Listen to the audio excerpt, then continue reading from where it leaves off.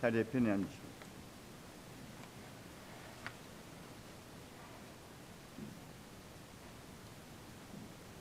어제 학생들 수련회 갔다 온 얘기를 제 딸내미한테 했어요.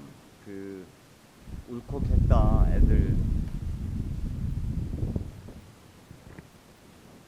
애들 보면서 울컥했다 그랬더니 아빠 늙었나 보대. 이렇게 자주 울컥하냐고.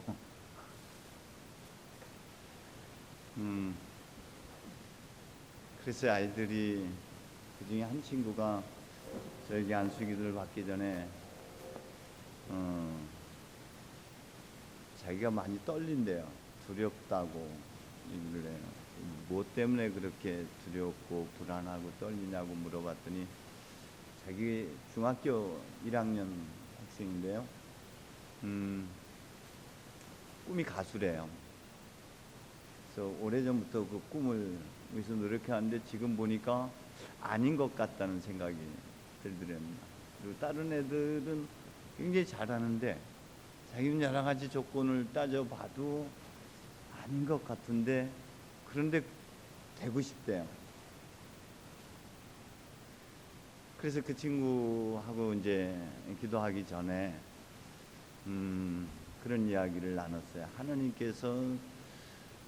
뜻이 무엇인지 우리가 참 사실 찾아내기가 쉽지는 않은 것 같다. 그런데 네가 이런 꿈, 그런 생각을 가진 것, 그 하나님께서는 그런 마음을 불러일으켜 준 게 아닐까. 그조차도 하나님께서 그게 하나님의 뜻일 수도 있겠다. 그리고 그 뜻이 어떻게 변할지에 대한 두려움 갖지 않았으면 좋겠다. 네가 앞으로 더 성장해 가는 과정에서 더 많은 정보들, 더 많은 지식을 습득하게 되면서 그 꿈이 바뀌어질 수도 있다. 그것도 하나님께서 주신 것으로 우리가 받아들이면 어떨까. 다만 지금 두려워하기보다는 그 꿈을 위해서 네가 기도하는 것이 훨씬 더 중요하지 않을까.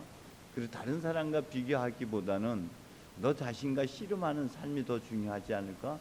지금 그 꿈을 위해서 더 열심히 노력하는 일이, 내가 지금 흘리는 땀이, 지금 열심으로 빚어지는 그 흘리는 눈물이 나를 만들어내는 거지 어느 날 가수가 뚝 되는 건 아닌 것 같다. 너가 너를 좀 기대해주고 믿어주면 어떨까? 너 할 수 있다. 그 긍정의 말을 너한테 해줘가면서 같이 기도하면은 그 꿈은 이루어갈 수 있지 않을까? 그래서 이 친구가 이듬해 가수 되면 저한테 사인 한 장을 해주기도 했어요. 같이 기도하면서 아이가 편안하게 돌아가는 모습을 보고 너무 고마웠습니다. 그렇게 기도할 수 있는 아이들이 있다는 것이 얼마나 저에게는 큰 희망이고 하나님의 희망이기도 할 겁니다. 그들이. 그래, 지금은 아직은 어리지만은요, 저들이 어떤 모습으로 성장하고 또 어떻게 하나님 앞에 큰 일꾼으로 자라게 될지 아무도 예측할 수 없는 것이죠. 그런데 우리 사람들은 완성된 것만 기대할 때가 참 많습니다. 저마다 크고 화려한 것, 강하고 위대한 것에 집착하곤 할 때가 너무 많아요. 그런데 하나님은 우리하고는 전혀 반대의 생각을 갖고 있습니다. 우리하고는 전혀 다른 길을 걷는다는 것입니다. 지금 마태복음 13장을 우리가 몇 주간에 걸쳐서 함께 읽게 된다. 그 중심에는 하느님 나라입니다. 그런데 그 하느님의 나라가 이미 여기 와 있고, 그 하느님의 나라가 이미 시작되었고, 그 하느님의 나라는 이러이러한 것인데, 그런데 그 하느님의 나라를 볼 수 있고 그걸 들을 수 있는 사람은 그리 많지 않다는 겁니다. 그것은 바보만이 볼 수 있고 들을 수 있어요. 그것은 철부지 어린 아이들이 돼야지만, 순진한 아이가 돼야지만이 볼 수 있고 들을 수 있습니다. 하나님께서는 이 세상의 지혜를 둘러 엎으시고 가장 어리석은 비위에 상하는 가장 무력한, 가장 무기력한 십자가를 선택하셨습니다. 그래서 여러분, 사도 바울은 우리에게 그렇게 얘기합니다. 자기 기만에 빠지지 마십시오. 정말 여러분들이 지혜롭다고 생각한다면 어리석은 사람이 되십시오. 바보가 되십시오. 그 바보가 돼야지만이 볼 수 있고 들을 수 있어요. 어린아이 같이 순진해야지만이 볼 수 있고 들을 수가 있습니다. 하나님은 큰 것이 아니라 하나님은 작고 미미하고 보잘것없는 것, 볼품 없는 것에서 창조의 역사를 시작하십니다. 아니, 없음에서 하나님은 시작하시는 분입니다. 그래서 하나님은 공평하신 하나님이기도 합니다. 키 큰 사람은 싱겁고 키 작은 사람은 맵게 하시는 하나님, 그래서 공평하십니다. 그런데 한편으로 하나님은 또 편애하시는 분이십니다. 작은 자, 보잘것없는 자, 힘없는 자 편에서 일하시는 분이 또 하나님이십니다.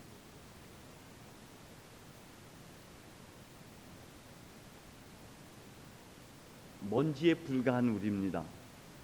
하나님의 숨이 없다면은 이내 흙으로 돌아갈 인생, 아무것도 아닌 존재. 내가 왜 살아야 되는지, 나란 존재가 뭔지 잃어버린 채 그 어떤 것도 빚어내지 못한 채 살아가는 우리들, 하나님께서 움켜잡고 입김을 부어 넣어 주시니 비로소 사람이 되어 숨으십니다. 창세기 1장에서 아직 아무것도 생기지 않았다. 그 어둠 속에서 하나님이 빛이 비쳐라 하심에 빛이 비쳐 생겨났다. 하나님은 그렇게 아무것도 아닌 없음에서, 그 어둠에서 새로운 창조의 역사를 빚어 가시는 분입니다. 그러니 하느님 앞에 그 겨자씨는 얼마나 큰 겁니까? 그 하느님 앞에 그 누룩이란 건 얼마나 대단한 것이겠습니까? 우리의 관점, 우리의 시각에서는 아무것도 아니고 쓸모없는 것이 될 수도 있지만 하나님은 그 작은 씨앗에서부터 시작하십니다. 그 안에 감춰진 생명력, 장차 커서 끼치게 될 그 영향력, 여러분, 큰 것을 이야기하고 있는 게 아니라 그것이 갖고 있는 잠재력, 그것이 갖고 있는 고유성, 그런 것들이 사사롭고 아무것도 아닌 것 같은 그런 관심들이 빚어내는 영향력들, 이런 것들까지를 포함하고 있는 거예요. 자잘하게 시작하지만 그것이 상대하게 커져가는 하나님의 영향력, 하나님의 역사하십니다. 하나님은 그 작은 원재료, 그 작은 씨앗이라는 것들을 통해서 역사하시는, 창조하시고 빚어내시는 그런 하나님이십니다. 여러분이 버린 것 아무것도 아니야, 나에게 나 왜 요 모양으로 만들었어 하고 여러분이 못마땅해 하는 여러분의 단점도 깊이 헤아려 보면 그것이 장점이라는 거예요. 아무것도 아니라고 생각하는 그것을 여러분들이 잘 빚어내면 그것이 여러분만이 갖고 있는 고유성이라는 거예요. 각자 자기만의 꽃이 있는 거예요. 자기만의 색깔이 있는 거예요. 자기만의 향내가 있는 거예요. 어느 날 조각가가 대리석 가게 앞을 지나가다가 거기에서 큰 원석을 보게 됩니다. 가게 주인에게 가격이 얼마냐고 물었더니 그 골칫덩어리 그냥 거저 가져가십시오. 저게 이 작은 가게에 10년 동안이나 방치되어 있어서 그저 생각만 해도 머리가 지끈거립니다. 그래서 감사하게 고마움을 표시하고 그걸 가져다가 이제 2년 동안을 작업을 합니다. 그래서 탄생한 게 피에타. 미켈란젤로가 만들어낸 그 피에타상. 그의 눈에는, 어떤 이의 눈에는 그것이 쓸모없는 거대한 돌에 불과한 거였지만 어떤 이의 눈에는 그 안에 예수를 안고 있는, 예수의 시신을 안고 있는 마리아를 본 것이죠. 그 영감을 가지고 찍어냈더니 그렇게 유명한 피에테상이 나옵니다. 우리 안에 하나님은 아직 개발되지 않고, 아직 발견되지 않고, 아직 자라지 못한, 아직 꽃피워내지 못한 그 고유함, 그 잠재성, 그 가능성, 그 값진 것을 우리 안에 담아 주셨습니다. 하나님 모시는 여러분 하나하나는 참 좋다, 기가 막힌 존재다. 할렐루야. 내 눈이 잘못된 거예요. 내가 날 보니 못마땅한 부분이 많은 거지, 하나님 눈에 보면은 야, 기가 막힌 놈들이요.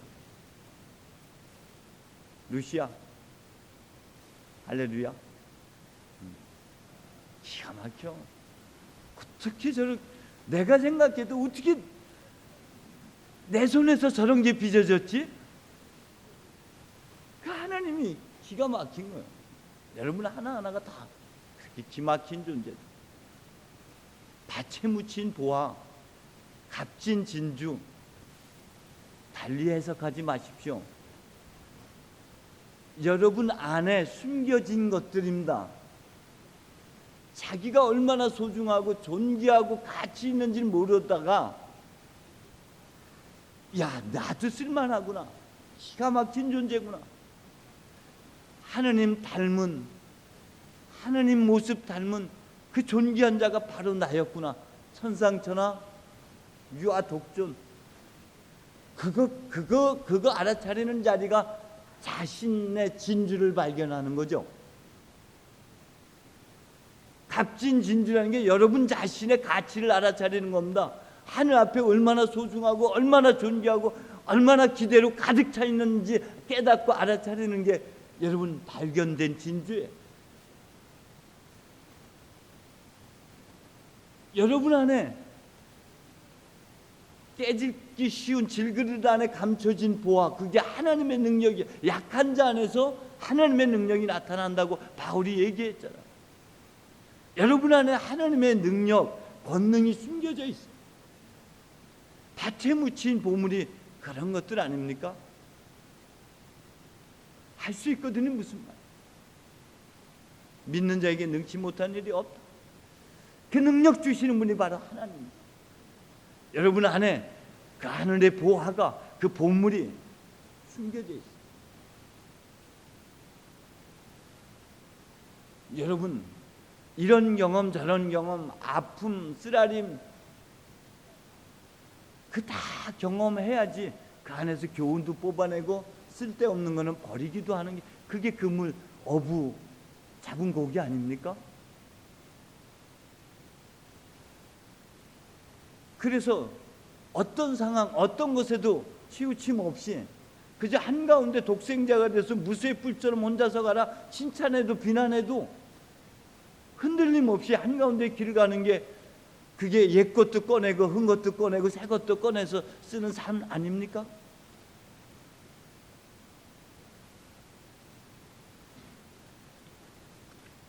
하느님 앞에 여러분은, 하나님은 숨바꼭질을 좋아해요. 하나님은 보물찾기를 좋아해요. 여러분 안에 얼마나 많은 것들을 담아두셨을까요? 바깥 여행보다도요, 내면 여행을 해보십시오. 여러분 안에 아직 하나님께서 주셨는데 깨닫지 못하고 알아차리지 못해서 썩히고 있는 그 재능들, 그 보화들, 그 가치들, 그저 내가 자기 자신마저도 포기했던 것들 다시 되찾아서 한번 깊이 성찰해 보십시오. 그게 장점이 되고, 그게 여러분만의 고유성이 되어지고, 그게 여러분의 능력으로 나타날 줄로 믿습니다. 원하는 것이 무엇이냐 다시 주님께서 묻는다면 뭐라고 대답하시겠습니까? 바울은 이렇게 얘기하고 있습니다. 그리스도를 알고 그리스도의 부활의 능력을 깨닫고 그리스도와 고난을 함께 나누고 그리스도와 함께 죽는 게 내가 바라는 것이다. 근데 바울이 그걸 선택했던 것은 방금 여러분들이 읽었던 로마서 8장, 우리를 향한 하느님의 사랑, 주체할 수 없는 하나님의 사랑을 알고 있기 때문에 그걸 붙잡은 거 아닙니까? 그걸 알아차렸기 때문에 자기가 가장 낮아지고 가장 비우고 가장 무기력하고 가장 낮은 자리에 있었을 때 하나님께서 가장 높여주고, 그 사실을 알았기 때문에 그가 그 비움의 길을 걷기 시작한 거 아닌가요?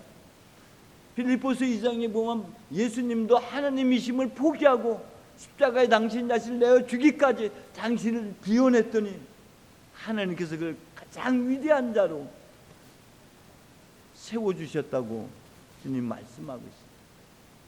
큰 것이 아니라 작은 것이, 아니 없음으로 살아가는 내가 존재가 지어질 때만 가장 높은 곳, 가장 위대한 자가 될 수가 있어요. 솔로몬 같이 어리석은 사람이 어디 있습니까? 그러나 하나님의 눈에는 가장 지혜로운 사람인 것이죠. 부귀영화 장수를 원하지 않고 하나님의 식별력, 하나님의 분별, 하나님의 지혜를 원했던 것이죠. 덤으로 받는 것을 우리는 집착하고 있지만은, 여러분 솔로몬의 지혜를 배우시기 바랍니다. 안양교에서 11조 제일 많이 내고 싶은 사람이 누구예요? 아버지 회장이에요. 우리 아버지 회장의 소원이 뭔지 알아요? 안양교에서 11조를 제일 많이 내고 싶은 야망이 있는 사람. 얼마나 이뻐요, 그죠? 그 뒷면에는 뭐예요? 돈 제일 많이 버는 사람 되게 해주십시오. 그 뒷면에 숨겨져 있는 거예요. 하나님은 앞면만 보고 다 축복해 주실 줄로 믿습니다. 축복의 우선순위가 있다면 아버지 회장입니다. 할렐루야. 대박. 기도합시다. 주님은 하나님이심을 포기하셨습니다. 당신의 전부를 내어놓으셨습니다. 바울 또한 자신의 전부를 비워내고 오직 하나님 앞에 거룩한 산 제물로서의 삶을 살고자 원했습니다. 하나님은 그런 그들을 가장 위대한 자로, 구원자로, 능력자로 삼아 주셨습니다. 아무것도 아닌 것에서 새로운 창조의 역사를 빚어가시는 하나님, 내가 얼마나 하늘 앞에 가치 있고 의미 있는 사람인지, 얼마나 존귀하고 특별한 사람인지 깨닫는 은총을 허락하여 주옵소서. 내 안에 감춰진 하나님의 능력, 하나님의 기대가 무엇인지 깨닫게 해 주옵소서. 그리고 이제 작은 발걸음 시작하게 해 주옵소서.